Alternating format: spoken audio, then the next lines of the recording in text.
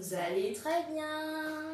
Aujourd'hui, Nelly va nous dire quelle est l'histoire d'aujourd'hui. Alors aujourd'hui, on va parler de Joseph qui pardonne. Ouh, très belle histoire.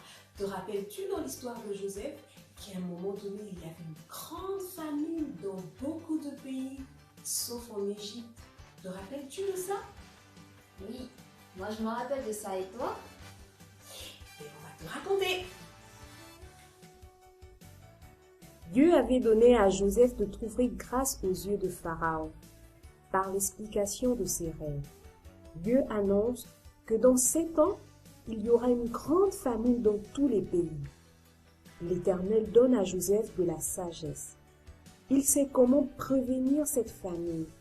Pendant les 7 ans à venir, il faudra mettre une partie de la récolte de côté pour l'utiliser pendant le temps de famine. Alors, arrive le temps de la famine. Jacob envoie ses fils acheter du blé en Égypte.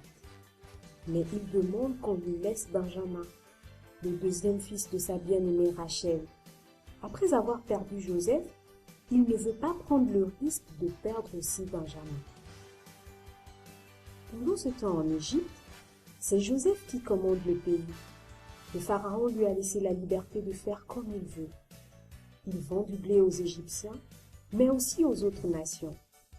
Les 10 frères arrivent donc en Égypte et se prosternent devant Joseph.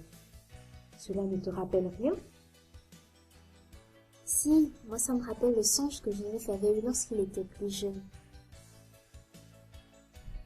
Joseph reconnaît immédiatement ses frères, mais il veut qu'ils apprennent certaines choses.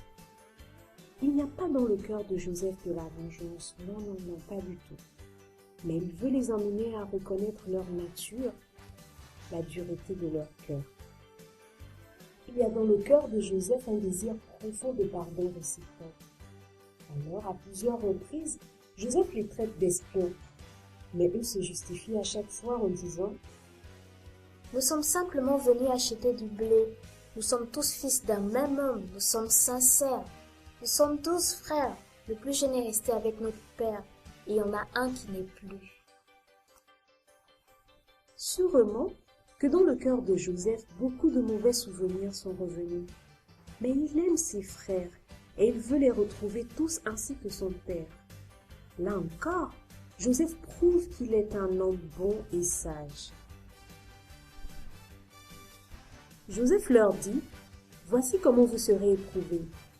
Un de vous ira chercher votre plus jeune frère. Les autres, vous serez emprisonnés. » C'est ainsi qu'ils ont été faits prisonniers. Puis au bout de 3 jours, Joseph revient les voir. Un de vous restera prisonnier pendant que les autres ramèneront du blé pour nourrir leur famille. Puis vous me ramènerez votre plus jeune frère. Les frères de Joseph ont dû avoir peur et ils se sont souvenus de ce qu'ils avaient fait à Joseph. Comment ils n'avaient pas écouté ses plaintes. Ils ont reconnu en disant « Nous avons été coupables envers notre frère. » Ruben, qui n'avait pas voulu que Joseph soit tué, a reconnu « Son sang nous est redemandé. » Ils ne savaient pas que Joseph comprenait leurs paroles, car il se servait d'un interprète. Joseph s'éloigna pour pleurer. Puis, il garda prisonnier Siméon.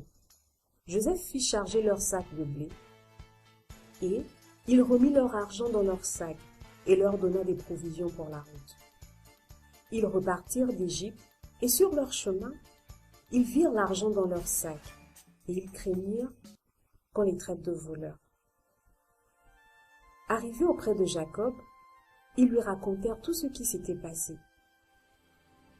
La famine continuait de sévir et bientôt il n'y eut plus de blé dans la maison de Jacob. Mais Jacob ne voulait pas que ses fils amènent Benjamin comme Joseph leur avait demandé. Pourtant, Jacob a dû s'y résoudre car sinon il ne pourrait pas acheter de blé en Égypte.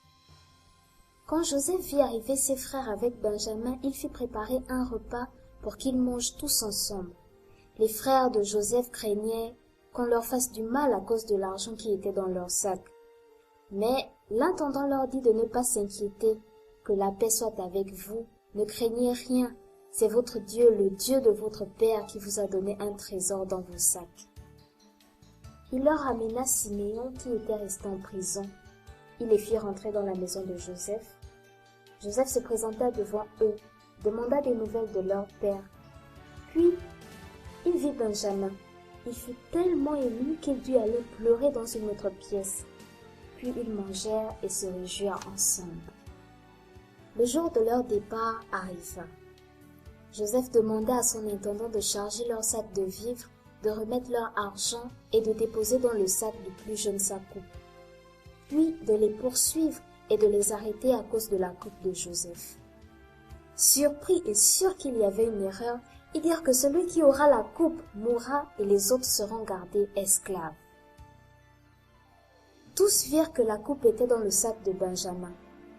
Joseph leur dit que seul celui qui aura la coupe sera gardé en esclave et les autres pourront repartir chez leur père. Alors, Judas s'approcha de Joseph et plaida la cause de Benjamin, car il pensait à son père, la tristesse qu'il aurait s'il revenait sans Benjamin. Il demanda à Joseph de le garder à la place de Benjamin. Joseph ne pouvait plus se contenir. Il demanda à tous ses serviteurs de sortir et resta seul avec ses frères pour se faire connaître à eux. Il pleura, tout le monde l'entendit pleurer. Il leur dit: « Je suis Joseph votre frère, que vous avez vendu pour être mené en Égypte. Maintenant ne vous affligez pas et ne soyez pas fâchés de m'avoir vendu pour être conduit ici, car c'est pour vous sauver la vie que Dieu m'a envoyé devant vous. Voilà 2 années que la famine sévit, et pendant 5 années encore, il n'y aura ni labour ni moisson. Dieu m'a envoyé devant vous pour vous faire subsister dans le pays et pour vous faire vivre par une grande délivrance. Ce n'est pas vous qui m'avez envoyé ici, mais c'est Dieu. Il m'a établi père de Pharaon, maître de toute sa maison et gouverneur de tout le pays d'Égypte. Hâtez-vous de monter auprès de mon père et vous lui direz: Ainsi a parlé ton fils Joseph. Dieu m'a établi seigneur de toute l'Égypte. Descends vers moi, ne tarde pas. Tu habiteras dans le pays de Goshen, et tu seras près de moi, toi, tes fils et les fils de tes fils, tes brebis et tes bœufs, et tout ce qui t'appartient. » Il serra, embrassa ses frères. Pharaon lui-même fut d'accord avec Joseph, et il leur permit de venir vivre en Égypte auprès de Joseph. Quel beau moment ont-ils dû passer ensemble, n'est-ce pas? Très bon moment, j'imagine. Et sais-tu pourquoi? Moi, je pense que c'est parce que Joseph a fait confiance en Dieu. Oui, Joseph savait que Dieu conduisait sa vie malgré les difficultés. Et il savait que toutes les promesses de l'Éternel s'accomplissent toujours. Et surtout, le plus important, il a su pardonner ses frères. Et oui, les enfants, il est très important de pardonner. Si tu sens dans ton cœur que tu n'arrives pas à pardonner, demande à Dieu de t'aider à pardonner, parce que tu sais, sans le pardon, il n'y a pas de réconciliation, il n'y a pas de bonheur. Et il n'y a pas de paix aussi. Voilà pourquoi ensemble nous pouvons dire: pardonne-nous nos offenses comme nous pardonnons à ceux qui nous ont offensés. On espère que tu apprendras avec l'aide du Seigneur à pardonner. Amen. Que Dieu te bénisse. Au revoir. Au revoir. Tu sais, si tu sens dans ton cœur que tu as du mal à pardonner, chante avec nous ce chant. Garde mon cœur pur, garde-moi dans tes voies, je te suivrai toujours. Seigneur, enseigne-moi ton humilité et à faire ta volonté. Garde mon cœur pur, garde-moi dans tes voies, je te suivrai toujours. Seigneur, enseigne-moi ton humilité et à faire ta volonté. Garde mon cœur pur, garde-moi dans tes voies, je te suivrai toujours. Seigneur, enseigne-moi ton humilité et à faire ta volonté.